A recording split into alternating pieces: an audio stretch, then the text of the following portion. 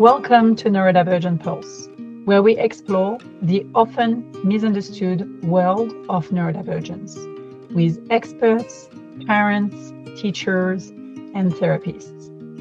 Grounded in lived experience, each bite-sized episode gives you something practical to try.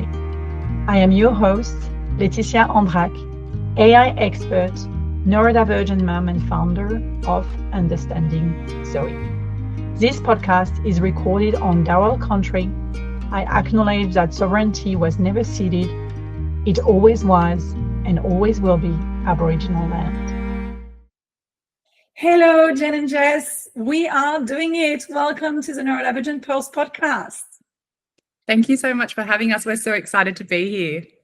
Me too. Oh my goodness. The way we met was divinely guided. It was first online, and then we started talking a lot about how we need more women or people who identify as women in technology and bringing technology to the disabled community. So thank you so much for being here.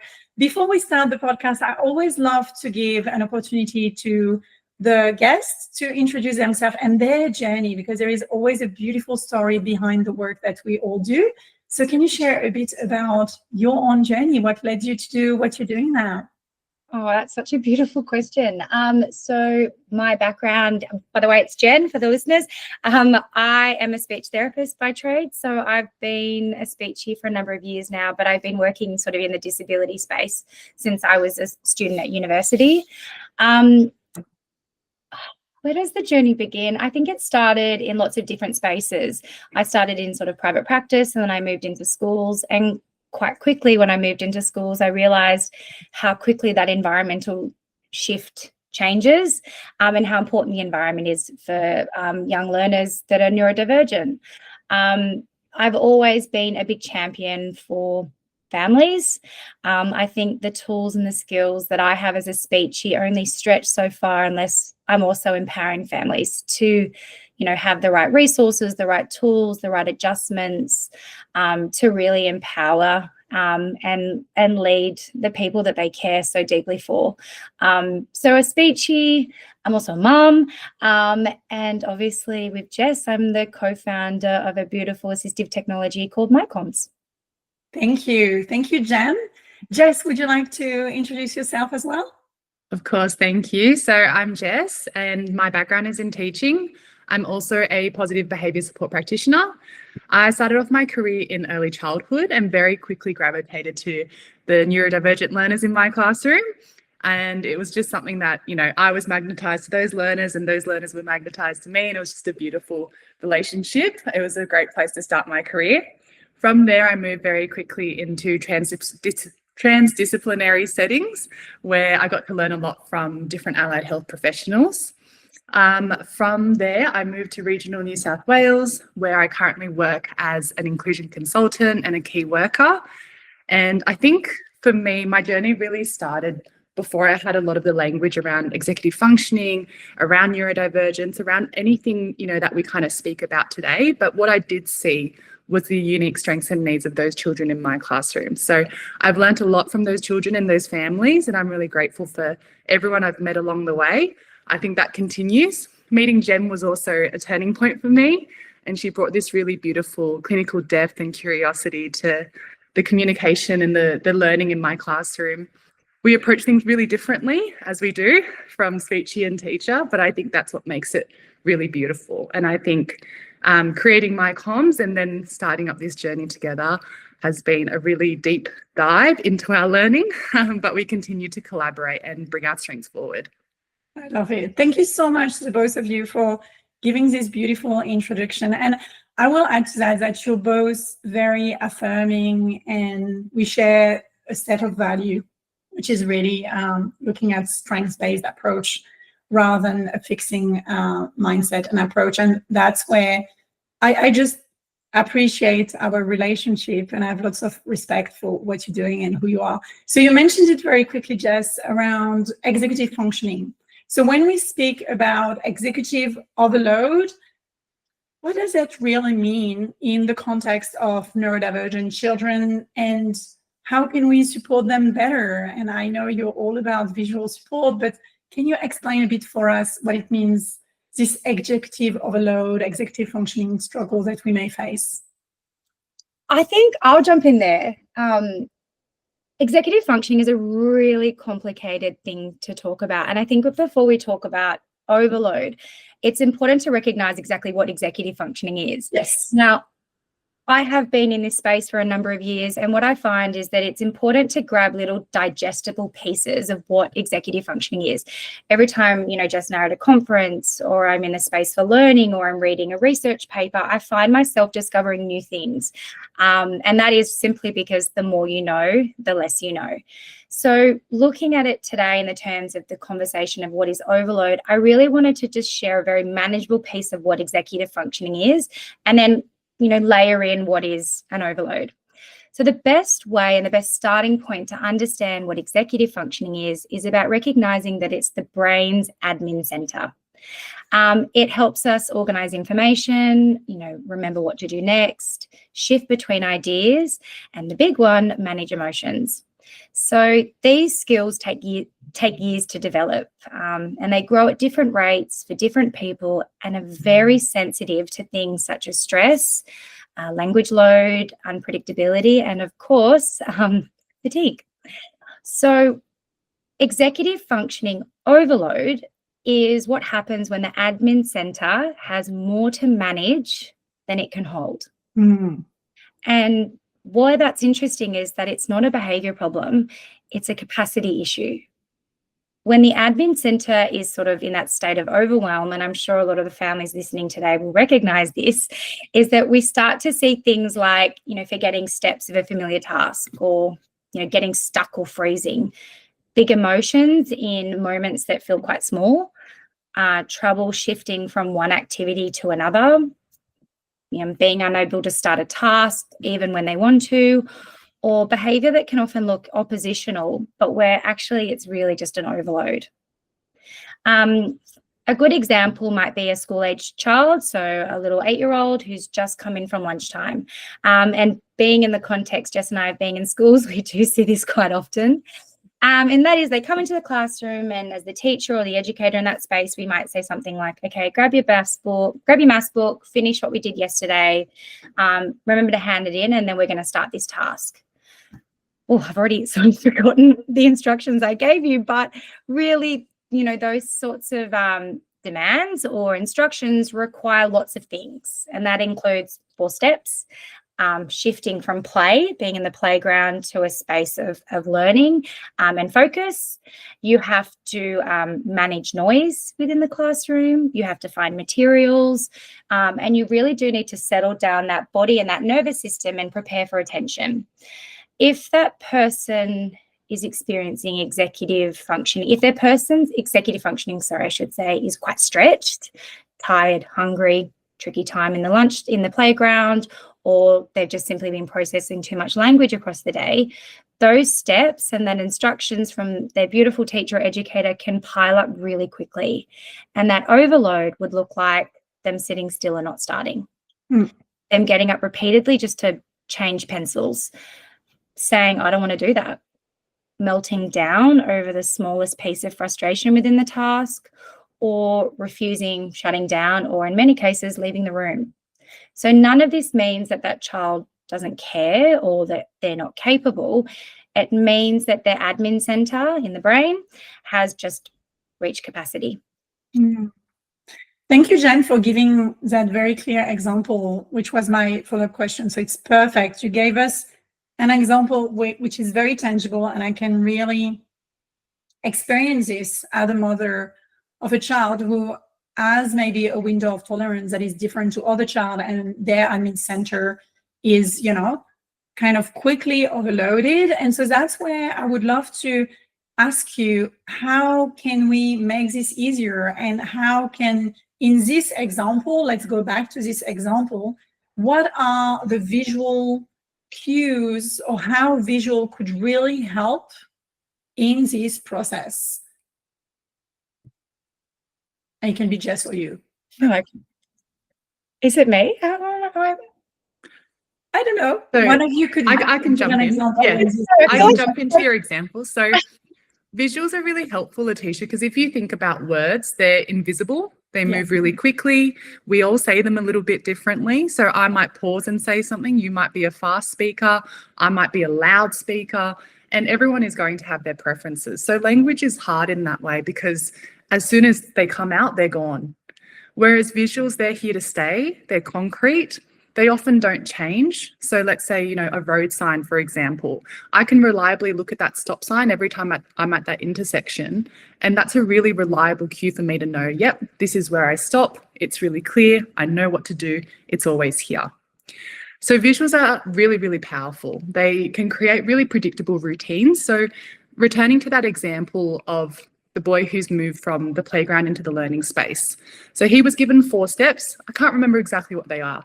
I think that was a maths book, finishing a sheet of work, handing it in, and then getting started on the next task. So thinking about those 4 steps, how I might support that young learner in my classroom is I might have a task breakdown. And what that looks like is a numbered sequence. So breaking that task into manageable steps. So rather than saying that whole instruction as one, because that will be what it is interpreted as, I'll break it into 4 steps. I might have a visual cue of number 1, a picture of their maths book or the maths book's tub where they know where to retrieve it. Number 2, I might have a picture of the worksheet that we worked on from yesterday as a really clear prompt. This is what we were doing yesterday. The 3rd picture, and with the number 3, I might have a picture of the tub where I collect those worksheets and those books, so they know that's where they hand it in. And then number 4, I'll have a photo of the new task.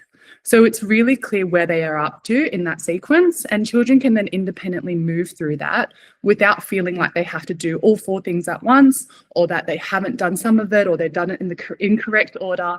It's just a really easy way to support not only that boy, but the whole classroom. So if I was supporting that boy with that sequence, I wouldn't just provide that support to him. I would likely put it up on the board or draw it on my blackboard or have something similar to that so that the whole class can use it, because likely everyone will benefit from it. I love what you said, Jess and Jenn. Thank you so much for sharing that. And some things that I was reflecting on as you were talking is, so my daughters both attend a Montessori school, and I'm not promoting Montessori school whatsoever to, you know, every school is different, they're independent school, but the one that we found is so suited for our children because of those visual cues that they're everywhere in the classroom. Every time I go, there is pictures everywhere, there is steps. The children can move their name in different places, knowing what they're doing, you know, who is feeding the fish and the chicken, who is doing math and who is doing, you know, their table, like their times table or whatever it's called. So when we go as parents to see those classrooms, it's just this kind of sense of peace because they're all knowing what's happening next. Yeah. And that's something where then you have this beautiful classroom, or at home, you're providing this beautiful support and accommodation. But what's difficult is then you move to the grandparents' house, or you move from a home where everything is very supported to a class where maybe they don't have, you know, the chance of having Jess as a teacher, or a teacher that is very supportive, or the teachers that we have in the girls' school, and then this breakdown. So how can we assure this continuity? Like, what are the solutions out there to really ensure? Is it like moving around with one of those sheets about, you know, the food, for instance? You know, we know that lots of neurodivergent kiddo may have a co-occurring outfed. And so how can we ensure that the time of eating is not creating stress? There is steps and there is things. So how could we guarantee this continuity? And feel free to talk about MyComms. Thanks, Laetitia. I think continuity and consistency is tricky, and it's something that we talk about every day when we're talking to families, when we're talking to schools. It's something that is a challenge for everyone. And I think that's because contexts essentially are so different. So, you know, a home life is always going to be much less predictable than what school life looks like. You know, school's bound by the same kind of time structures, the same meal times. It's really rigid in that way. They have a timetable and they're bound to follow it. Whereas home life, you know, you've got different siblings, you've got illnesses, you've got different energy levels, you've got someone might be away for work, you know. So all of these different factors can compound to a level of unpredictability. I think the main thing that has worked really effectively for us is having consistent, tangible supports. So Laetitia very kindly mentioned MyComms. So MyComms is a visual supports app that Jenn and I have co-produced. It's made in consultation with people with lived experience, so families such as, you know, parents and carers of children with autism and different types of disability, different types of neurological differences. And so we really wanted to lean on that experience as well as our clinical experience of what is going to be helpful. So thinking again about that concept of, you know, what is happening next? That's a really easy question for us to ask. That's not always easy for the children that we support. And so if they can't ask that question, it's our obligation to give them that information anyway and ensure that it's met their need. So consistency of supports, I think we have to lean on technology. We're in a technological age. I know it's hard because screen times are very contentious, but this doesn't have to look like screen time. Yeah. I think using a support like MyComms, you know, you can create visual supports that are task breakdowns. You could create a daily schedule, for example, to show the different transitions across your day. You could create a weekly calendar so your child knows when they're at mum's house, when they're at another carer's house, when they have swimming lessons, when they have a dentist appointment. It's all visually shown, and that support can then be printed and shared across environments. Yeah. So we developed MyComms because we wanted a flexible way to ensure consistency, but also to give families that empowerment. Currently, we know that, you know, most families who are using visual supports, they're really relying on their therapists, such as their speech therapists, their educators, you know, their behaviour support practitioners to be resourcing them. That's really hard when that therapist is busy, when they're sick, when they have to move to another state. And so how can families also access that strategy? That's why we've created MyComms, because it's really easy to create visual supports. Anyone can pick up and do it. There's templates on there, there's examples on there. That's something that can be easily shared across the whole team. I love it.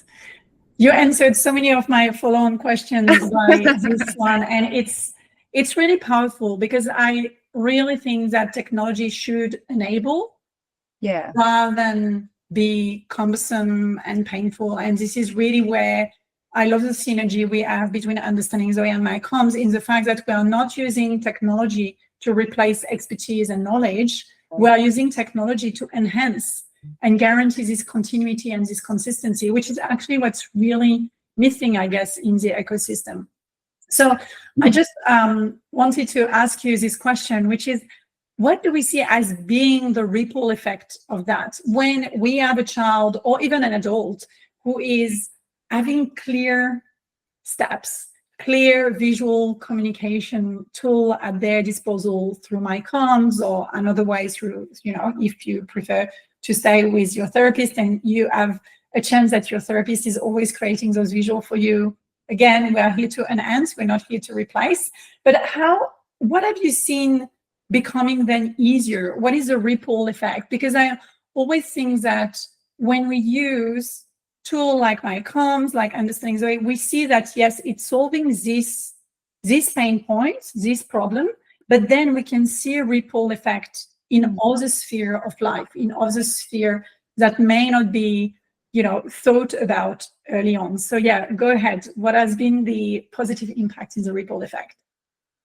Oh, it's an interesting one because, you know, there are so many users out there and we might not always touch what their personal ripple effect is, but we do hear back a lot from of users, and I think it brings up an example of a conversation I had with a parent this week.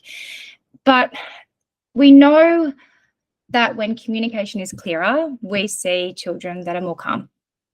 We see calmer adults, and that's a big part of this as well. I mean, when we're communicating, there are two people in a communication exchange, and as the parent, I know myself that can be the biggest point of dysregulation is when you have a child who is fundamentally experiencing that point of friction. We see fewer meltdowns. We see more independence, or a term that Jess and I like to use more so is interdependence. We see stronger relationships. We see more participation, more engagement. You know, the parent I spoke to this week, and again, it, like you said before beautifully, Laetitia, this is not to replace a therapist. I am a speech therapist. I do have a really strong, you know, I wouldn't say influence, but I have a really strong need and professionally, I want to lean in with families and problem solve things that feel tricky. But co-design of those supports is important. Me assuming what a routine looks like versus what a routine actually looks like is two very different things. And I think that co-design with consultation with families or the person themselves, you know, let's brush our teeth. How can we break this down? Or let's make a daily schedule. Like I know we said we're going to go to McDonald's today, but what are some things we can do first? If that child has that ability, bring in co-design, and then the ripple effect will go into other places. I think it's also how you use that tool in a really considered and caring way. But the best thing, so going back to the comment I made earlier, I connected with a parent this week and she'd had it on her phone, I think, for 2 months and hadn't used it, which is so fun. I'm definitely preach to the choir there of, you know, good intent. She just said it was so easy. It was just so easy to make a communication support such as a choice board.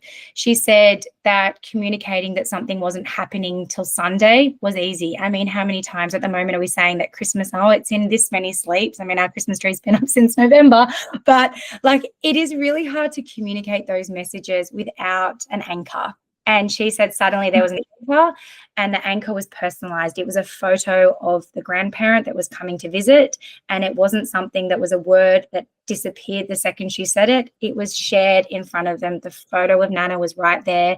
And the days before Nana were clearer. And it wasn't a point of stress. It was a point of understanding. So the ripple effect is big, but I think we're still being new in the space. We're hearing different ripples. And I think all of them have impact on Jess and myself. Yes. I love that. And this is, sorry, Jess, you wanted to say something. Yeah, I wanted to share an example of the ripple effect in practice.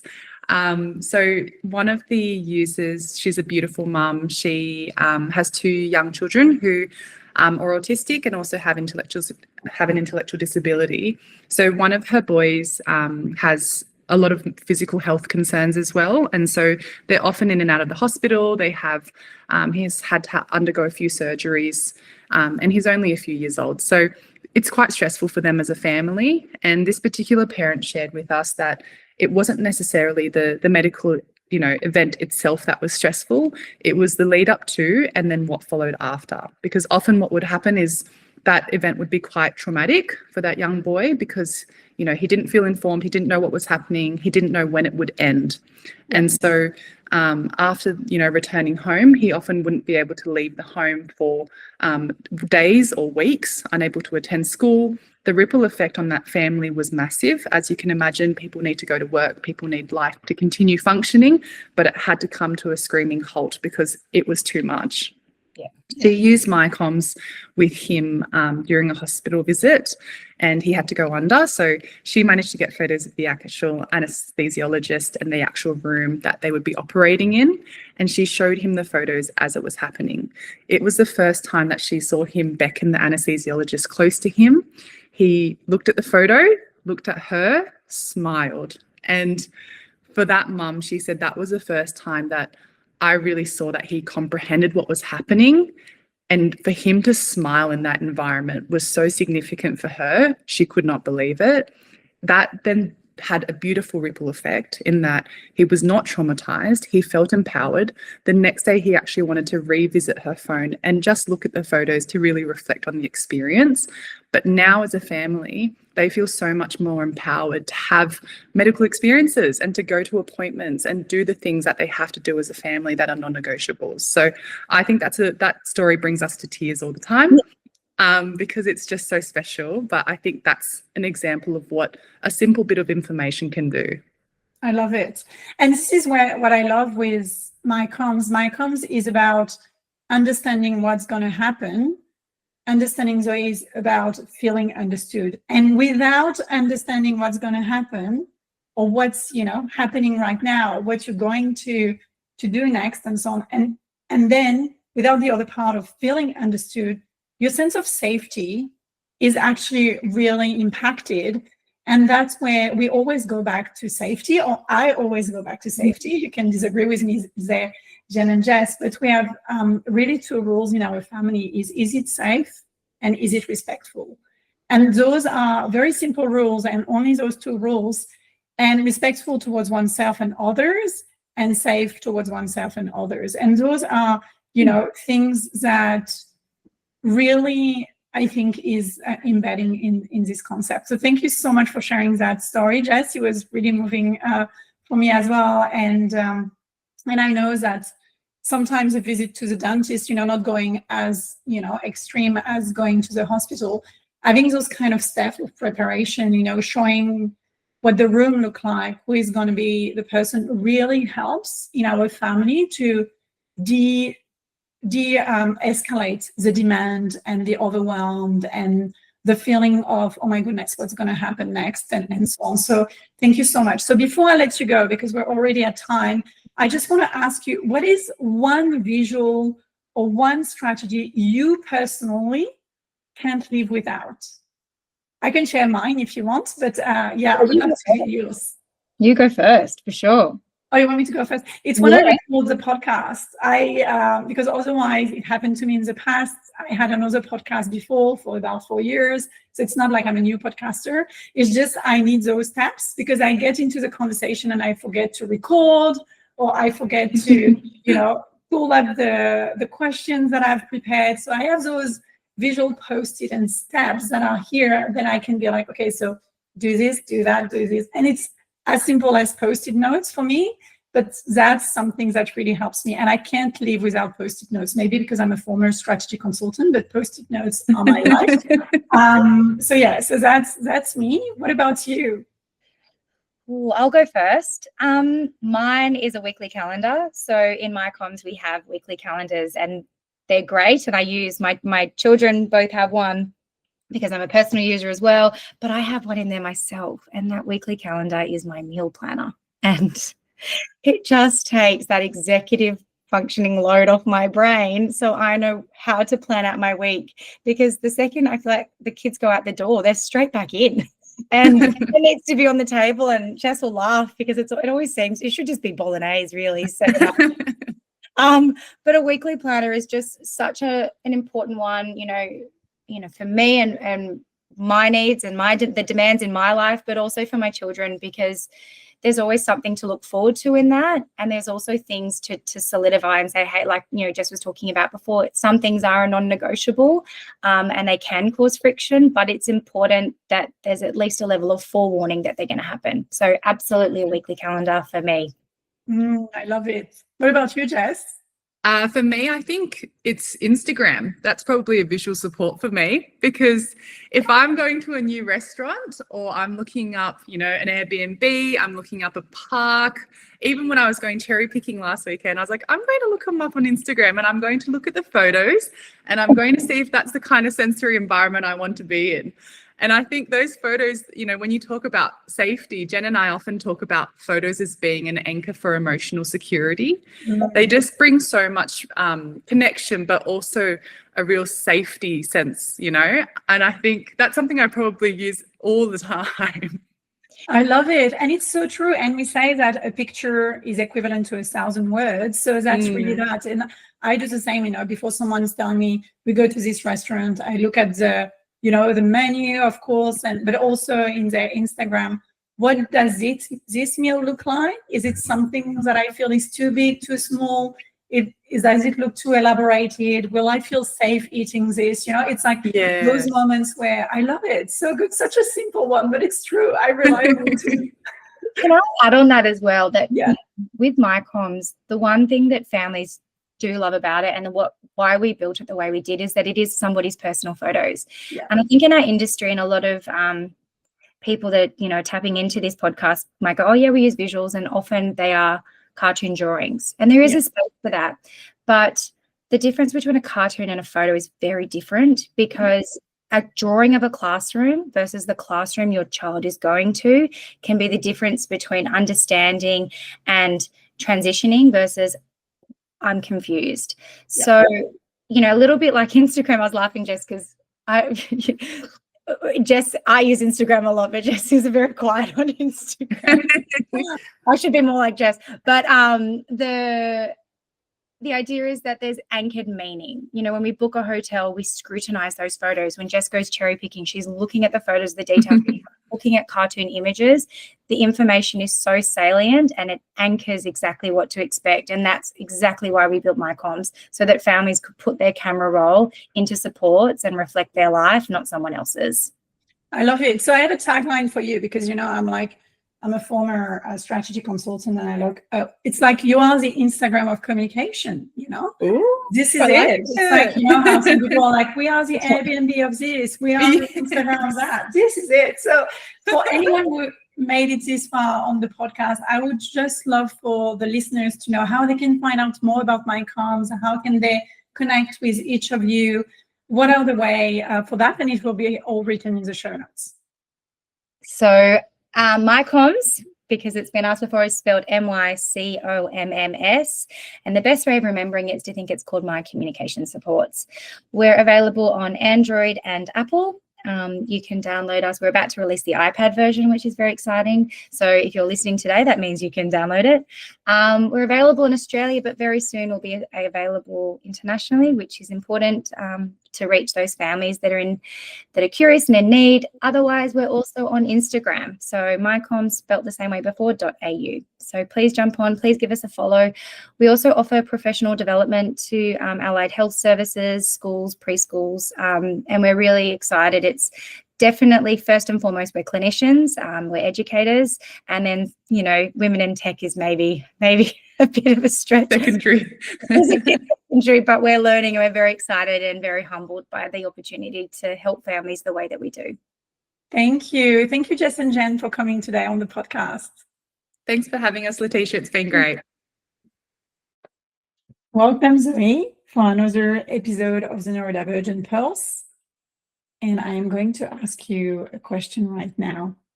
Zoe, what kind of pictures or visuals help you remember what to do? The kind that it says everything. Like it says, for example, the rules. Like we use kind voices and words. And also the pictures that bring you to another world. And where do you see more often those visuals, and how do they help you? I mostly see them in the class, and they help me by telling me what I should do next and how the world really is. So which one is your favorite visual of all of them? We've got this very nice picture in my class of Maria Montessori sitting down with children reading a book. And you like this picture? Yeah. What does it say? It doesn't say anything. It's just a picture. Yeah, but I mean, what does it mean for you when you see that picture? It means others have already been in the school and like me. Thank you, Zoe, for sharing today. Bye. Bye. That's a wrap for Neurodivergent Pulse. If this helped, follow the show and leave us a quick review on your favorite platform. You can even share this episode with someone who needs it. You can learn more about our platform at understandingzoe.com. Thanks for listening.